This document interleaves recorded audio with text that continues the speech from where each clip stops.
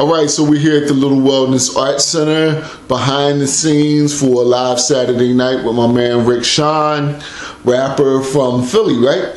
From Atlantic City, but now reside in Philly. From Atlantic City. Why'd you decide to make the move from AC to Philly?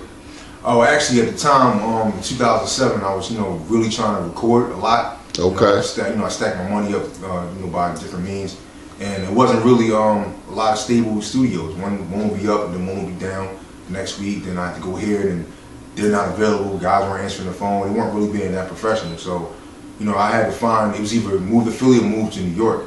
And at the time, the lady I was talking to was still my girlfriend to this day. She was living in Philly, so I was like, might as well make it easy for myself. Move to Philly, I can be close to her, and I can pursue my career at the same time. Okay. Find a stable studio.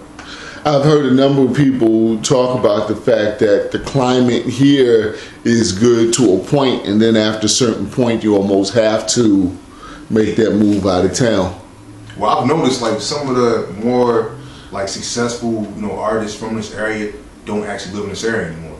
You know what I mean? Like you look at someone like Code of the Streets. I think he lives in Dallas now. Okay. Before that, he was living in Miami for a little bit. You know what I mean? And one of my guys from my group from New Hustle Entertainment, Trump, he's been doing way better in Atlanta than he ever did here.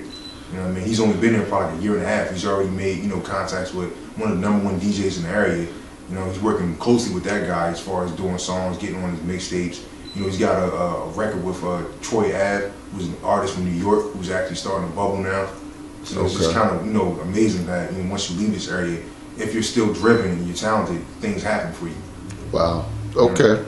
So right now, tonight we're talking about women in hip hop, and more specifically, does hip hop hate women? And you hear a lot of talk about sexism in hip hop. What's your take on women in hip hop right now in 2014? I feel it's necessary, but right now it's not really that much of a visible presence by the women in the mainstream, so to speak. Okay. There are actually a lot of women in the underground that have a lot of talent, a lot of bars, but once again, because people are so driven to listen to what the machine says, they feel like that if the machine isn't supporting women, then women don't exist, which is not the case. We have to get out of that mind frame of waiting for Universal and Warner and Sony to tell us who's hot and what to pay attention to, and actually do the groundwork ourselves. Yeah. Especially because there's only like 3 or 4 major labels. Yeah, exactly. Anyway, and a lot of those labels are directly connected to mainstream radio. Exactly. Then the funny thing about it, those labels are actually owned by European companies, some German, some French. So it's like, why would they care about the United States woman hip hop's appeal to American people? Yeah. All they care about is making money. Yeah. Well, let's talk about what I call stripper culture, and it seems to me that stripper culture is become mainstream. Am I wrong? Yeah, it definitely has become mainstream. Attributed to certain rappers kind of bringing it back. Because when we were talking about earlier with Luke, Luke kind of really set it off, I think, when it came to hip hop and strip clubs and strippers. But over the course of the past 4 or 5 years, it's definitely become a bigger factor now. You know what I mean? Like songs like for T-Pain, I Fell in Love with a Stripper. Right. Drake with the Houston, Atlanta, Vegas records. With all the guys now, football players, getting caught in social media, making it rain like Pat-Man Jones in the club.